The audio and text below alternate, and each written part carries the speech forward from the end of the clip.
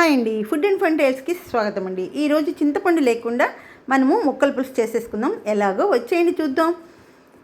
ఏం లేదండి, చింతకాయలు తీసుకున్నాను. ఆ చింతకాయలు తొక్కేసాను. తొక్కిన తర్వాత దాంట్లో గింజలన్నీ తీసి పక్కన పెట్టానండి. ఒక డబ్బాలో వేసుకొని ఆ చింతగింజల్లో చక్కగా ఓ 2 చెంబులు నీళ్ళు పోసేసి ఆ నీళ్ళన్నిటిని ఓ 2 సీసాల్లో పెట్టి స్టోర్ పెట్టేసుకున్నానండి. అది చారు పెట్టుకోవచ్చు, మనము ఇలా పులుసులు అలా చేసుకోవచ్చు.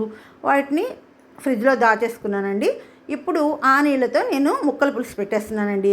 క్యారెట్, వంకాయ, గుమ్మడికాయ, సొరకాయ, బెండకాయ, టమాటా ముక్కలన్నిటినీ సన్నగా కట్ చేసేసుకొని ఆ ముక్కలన్నిటితో ఇప్పుడు పులుసు చేసేసుకున్నాం. స్టవ్ మీద ఒక గిన్నె పెట్టేసుకొని ఆ గిన్నెలో నూనె వేసి తిరగమాత గింజలన్నీ వేసేసుకొని ఒక ఎండుమిరపకాయ వేసి ఇంగువ, మెంతిపిండి వేసుకొని ఒక కరివేపాకు రెబ్బ వేసేసి తిరగమాతంతా వేగిన తర్వాత ఆ తిరగమాతలో ఇప్పుడు మనము ఈ ముక్కలన్నిటిని వేసేసుకొని మూత పెట్టేసాం. ఒక్క చిటికెడు ఉప్పు వేసేసి చిటికెడు పసుపు వేసేసి గిన్నె మీద మూత పెట్టేశానండి.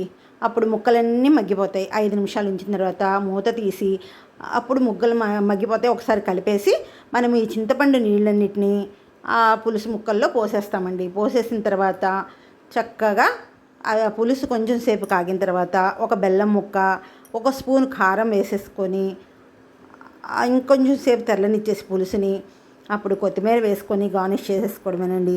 దాంట్లో ఒక్క అర స్పూను శనగపిండి కలిపి పోస్తే చిక్కదనం వస్తుంది. పులుసు చాలా టేస్ట్గా ఉంటుంది. మీరు కూడా ఒకసారి ఇలా ట్రై చేసి చూడండి, చాలా బాగుంటుంది. మా ఛానల్ మీకు నచ్చినట్లయితే సబ్స్క్రైబ్ చేసుకోండి, షేర్ చేయండి, లైక్ చేయండి. మరిన్ని వీడియోల కోసం మా ఛానల్ని చూస్తూ ఉండండి. ఇంకా ఎలాంటి వీడియోలు కావాలో మాకు కామెంట్ చేయండి.